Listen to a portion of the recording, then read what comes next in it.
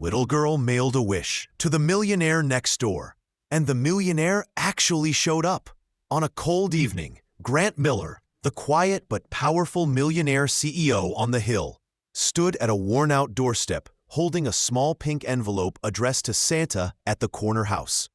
Inside the house, little Lily and her exhausted mother had no idea who was knocking or why. When the door opened, Lily froze, staring at the letter in his hand, the same letter she mailed with shaking hopes. Grant took a breath and said something that made Lily's mother go silent. Grant Miller had lived in the biggest house on Maple Ridge for years, yet no one really knew him. People whispered that he was a millionaire CEO, a man who built companies but lost his family along the way. His mansion sat polished and perfect, glowing at night like a world Lily could only dream of. Just across the fence, Lily and her mother, Sarah, lived in a cramped rental where the heater rattled and the bills piled up faster than paychecks. Sarah worked double shifts at a small diner, coming home with aching feet and forced smiles, so Lily wouldn't worry. But even at 7 years old, Lily noticed things. Empty refrigerators, eviction warnings, and her mom's tired eyes when she thought Lily wasn't looking. She never told her mom about the letter she wrote. She simply believed that the big, shiny house next door probably belonged to someone who could fix things, someone magical, maybe even someone like Santa. So she scribbled her wish, sealed it in a pink envelope, and mailed it to Santa at the corner house. Grant found it the day before. He had walked outside with a rare moment of free time, only to see the letter wedged in his gate. He almost ignored it, but the shaky handwriting caught his attention. As he read the innocent words, something inside him cracked. It had been years since anything felt that pure. He spent the entire night staring at the letter, pacing through rooms that echoed with loneliness. There was something haunting in Lily's words, something painfully familiar. The next day, he knocked on Sarah's door, and now, after the shock of the unexpected visit eased only slightly, Lily invited him inside with shy curiosity. Sarah didn't know what to think. Her hands trembled as she offered him the only clean glass they had. Grant looked around the tiny living room. The peeling wallpaper, the thrift store furniture, the blanket nailed over the drafty window. He saw reminders of his own childhood before he made millions. He saw a life he fought his way out of, and a life this little girl didn't deserve to be trapped in.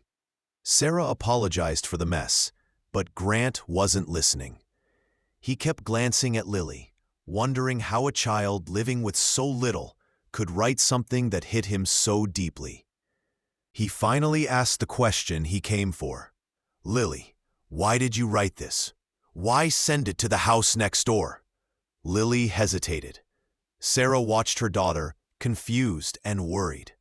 Grant waited, the letter still folded in his hand.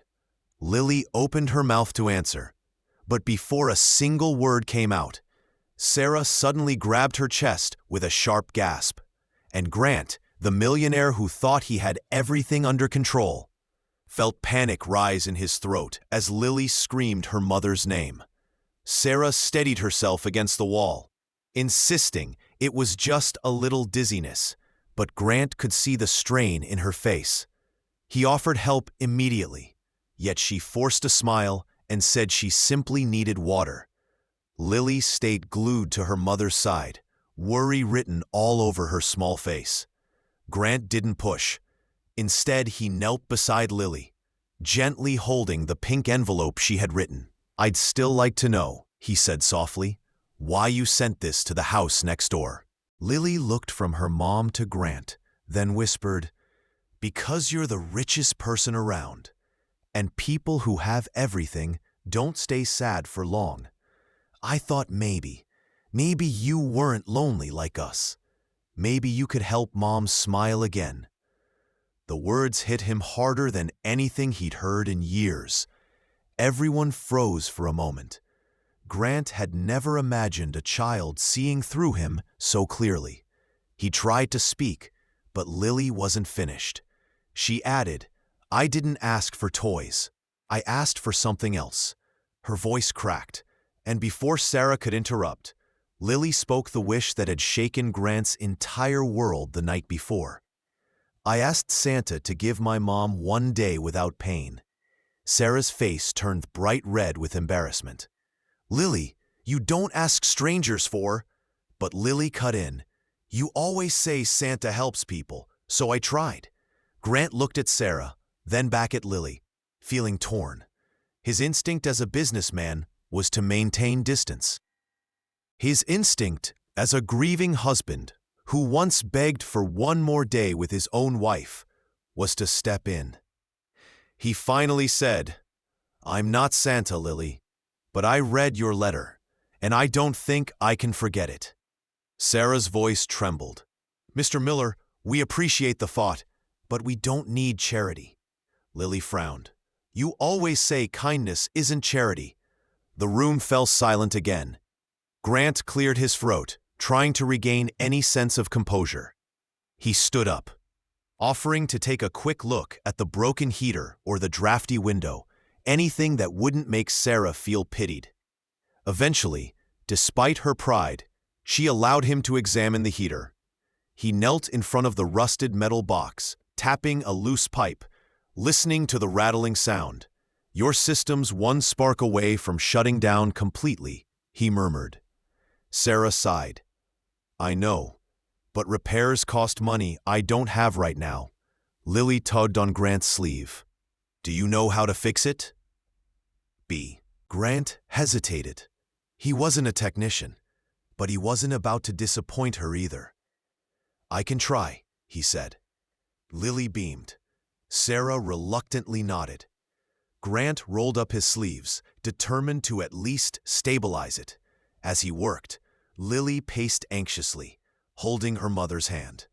Sarah leaned against the counter, rubbing her chest discreetly. After several minutes, the heater coughed back to life, weak but warm. Lily threw her arms around Grant in excitement. "You're better than Santa." Grant froze. The hug felt unfamiliar and strangely grounding. Sarah watched, torn between gratitude and fear of letting someone like him into their lives. Grant stood to leave soon after, promising nothing, but unable to ignore the tug he felt.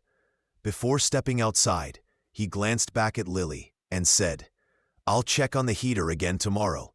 It could fail any time." Lily nodded eagerly. Sarah looked uncertain. As Grant crossed the yard toward his mansion, he pulled Lily's letter from his pocket again. Her handwriting, her words, the innocence, it all haunted him. But before he reached his door, his phone buzzed. A single message from his business partner, Cole, popped up. "We have a problem, and it concerns your neighbors."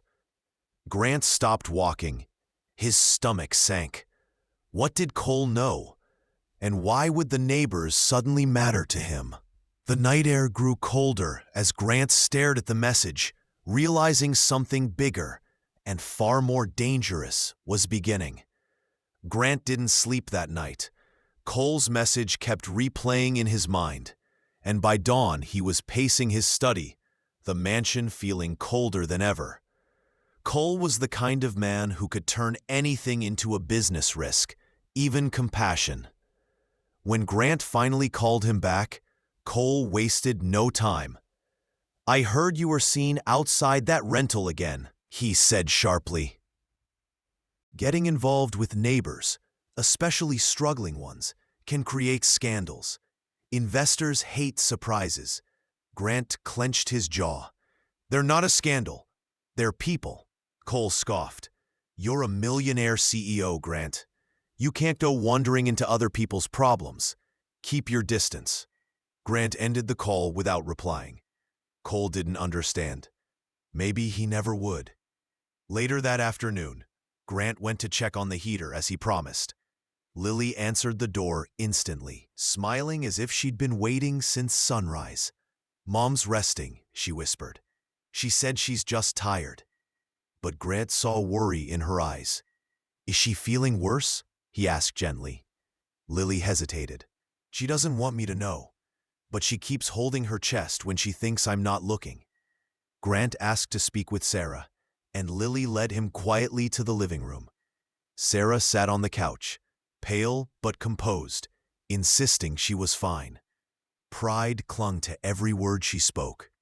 "I don't want to be your charity case," she said. "I'm not offering charity," Grant replied. "I'm offering help." The distinction mattered to him, even if she didn't believe it. Before Sarah could respond, her manager from the diner called. The muffled voice on the other end sounded apologetic. They were cutting shifts. She might not have hours next week. Sarah closed her eyes, fighting tears she refused to let fall. Lily watched her mother, squeezing her hand. Grant felt something stir inside him, a memory of his late wife collapsing in their kitchen, insisting she was fine, even when she wasn't. He had done nothing then, too consumed by work. He couldn't repeat the same mistake with someone else. He asked again, more firmly this time. "Let me take you both to a doctor, just to make sure." Sarah shook her head. "I can't afford appointments I won't be able to pay for." Grant took a breath. "You won't have to worry about the cost." Her expression hardened. "I said no, Grant." The refusal stung, but he respected her strength. He stepped outside to give her space. Lily followed him to the porch, tugging his sleeve. "Please don't be mad at her," she whispered. "She's scared." Grant exhaled. "I know." Lily nodded, clutching something behind her back. She slowly revealed a tiny notebook filled with sketches, stick figures of herself, her mom, and a stranger in a big house. "You drew me?" he asked softly. She shrugged. "I draw people who feel lonely." Grant didn't know what to say. Just then, a loud thud echoed from inside the house. Lily's eyes widened. "Mom?" Grant rushed in behind her. Sarah lay on the floor, unconscious. Lily screamed her name, and Grant swept her into his arms, heart racing. And as he reached for his phone to call for help, he didn't notice the shadow standing on the porch. Cole, watching with a cold, calculating expression. Grant lifted Sarah onto the couch, trying to steady her while Lily clung to her mother's limp hand. "Mom, wake up! Please wake up!" Lily begged, her voice shaking. Sarah's breaths were shallow, her skin cold. Grant grabbed a blanket, covering her as he checked her pulse. It was weak. "Lily," he said firmly, "I need you to stay right next to her. I'm calling for an ambulance." But Lily grabbed his wrist, tears spilling down her cheeks. "Please don't let her die. You're the only person who ever came when we needed help." That single sentence shattered every wall Grant had built around himself. He knelt beside her, swallowing the lump in his throat. "I won't leave her," he promised. "Not for a second."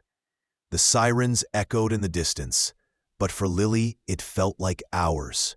She kept whispering to her mother, begging her to wake up, promising she'd be good, promising she'd be brave. Grant watched, feeling a familiar ache twist through him, the same helplessness he'd felt the night he lost his wife. When the paramedics finally carried Sarah toward the ambulance, Lily burst into sobs. She reached out, terrified they were taking her mother away forever. Grant scooped her into his arms before she collapsed to the ground. "It's okay," he whispered, even though he wasn't sure it was. "You're not alone. I'm right here." But the paramedic shook his head at Grant. "Sir, only family can ride with her." Lily panicked instantly, gripping Grant's shirt. "I'm going with her. I'm going. Don't make me stay here." Her voice cracked into a cry that tore through the night. Grant turned to the medic, his tone sharp. "She's her daughter. She goes." The medic hesitated, then nodded, helping Lily into the back of the ambulance. Grant stepped forward to climb in after her, until Cole's voice cut through the chaos. "Grant, "Stop!" Grant turned. Cole walked toward him with the confidence of a man who believed he owned every outcome. "You're about to make a massive mistake," Cole warned. "If you get involved with this family publicly, everything you've built will collapse. Investors will bail. The board will demand your resignation." Grant's fists tightened. Cole leaned in closer. "You can walk away right now, or you can destroy your entire empire for them." Behind Grant, Lily's voice trembled from inside the ambulance. "Grant, please don't leave us." Grant stood frozen between two worlds, the life he built and the life calling him forward. And as the ambulance doors stayed open, waiting for him to choose, the sirens began to rise again, urging a decision he could no longer avoid. Grant didn't look at Cole again. Not this time. Not after everything he'd seen in that tiny home. The fear, the strength, the love fighting to survive. He stepped toward the ambulance, gripping the door. "I'm going with her," he said. Cole's voice rose behind him. "You walk away now, Grant, and you'll lose your entire company." Grant turned his head just enough to respond. "Then it was never worth having." He climbed inside, and the doors slammed shut. The ambulance sped off, leaving Cole on the curb, furious and powerless. Inside, Lily sat curled up beside her mother, clutching Sarah's hand. Grant placed a steady hand on Lily's shoulder. "I'm right here," he whispered. When they reached the hospital, he stayed with Lily through every moment. Registration, waiting rooms, doctors rushing Sarah down the hall. Hours passed. Lily kept drifting into his side, exhausted from crying, whispering her fears in shaky breaths. Grant found himself promising things he wasn't sure he could deliver. "You won't lose her. You're not going through this alone. I won't disappear." But he meant every word. Then a doctor approached them, expression serious. "Are you family?" Lily looked up at Grant with wide, fearful eyes. He felt her hand slip into his. "Yes," Grant said without hesitation. "We're her family." The doctor nodded and explained the situation. Sarah had been ignoring serious symptoms. Stress, overwork, untreated chest pain. Her body had reached its limit. She needed urgent treatment, but would likely recover with proper care. Lily burst into tears of relief, burying her face against Grant. He held her close, feeling something shift inside him, something deep, something life-changing. Hours later, Sarah was stable but unconscious. Lily fell asleep beside her bed, holding her mother's fingers. Grant pulled up a chair, watching them quietly. He felt a strange peace settle over him, stronger than any boardroom victory, stronger than any contract he'd ever signed. His phone buzzed again. "Cole." Grant silenced it. He wasn't giving that world a single second tonight. He leaned forward, whispering to Sarah, though she couldn't hear him. "She wrote to Santa, but she saved me just as much as you." Just as he said it, a nurse hurried in with a clipboard. "Mr. Miller," she said, "we have an issue with the paperwork. Something urgent you need to see." Grant stood up, worry prickling through him. The nurse held out a form, and when Grant saw the name signed at the bottom, his heart dropped. Someone had already claimed responsibility for Sarah and Lily before he arrived. Someone he never expected. Grant stared at the signature on the form, stunned. It wasn't a doctor. It wasn't a relative. It was Cole. The nurse explained, "He claimed he was handling everything for you. Said the family didn't need your involvement." Grant felt something cold settle in his chest. Cole's interference wasn't about business anymore. It was about control, power, and keeping Grant from making his own choices. Lily was still asleep beside her mother, completely unaware that someone had tried to take away the only help she had. Grant thanked the nurse quietly and stepped out into the hallway. Moments later, Cole rounded the corner with the confidence of a man who believed he had won. "It's for your own good," Cole said, not even bothering to hide his smirk. "I talked to the hospital. You're off the paperwork. No more involvement. You're welcome." Grant took a slow breath. "Cole, you crossed a line." "No," Cole replied. "I saved your career." Grant didn't raise his voice. He didn't need to. "You saved nothing, and you don't make decisions for me." Cole scoffed. "You're really throwing away everything? For a waitress and her kid?" Grant didn't flinch. "For two people who reminded me what being human fee." Cole's confidence cracked. "The board will drag you apart for this." Grant stepped closer with a calm, steady strength Cole had never seen in him. "Then I'll build something new, something I can live with." For the first time, Cole had nothing to say. Grant walked back toward the hospital room, each step a decision, each breath a release from the world he no longer wanted. Inside, Lily was stirring awake, wiping her eyes and looking around until she spotted him in the doorway. "Grant, you came back," she whispered. "Always," he said softly. Sarah woke later that morning, weak but conscious. She blinked at Grant in confusion. "You're still here?" Grant smiled gently. "I'm not going anywhere unless you tell me to." Sarah's tired eyes softened in a way he hadn't seen before, an unspoken gratitude, a quiet trust forming piece by piece. Days passed as Sarah recovered. Lily never left her side, and Grant never left them. He handled the bills, made sure Sarah had proper care, and arranged follow-ups without ever making her feel small. He didn't step in as a savior. He stepped in as someone who finally understood what his wealth was meant for. When Sarah was discharged, Grant walked them out into the cold morning air. Lily held both their hands, swinging them with innocent joy. And for the first time in years, Grant felt something warm fill the empty spaces inside him. A week later, Sarah and Lily were invited to dinner at his mansion. Not a fancy event, just 3 plates, simple food, and laughter that echoed through halls, once filled with silence. At the end of the meal, Lily disappeared down the hallway, returning with something behind her back. She held out the pink envelope, the same letter she had mailed weeks earlier.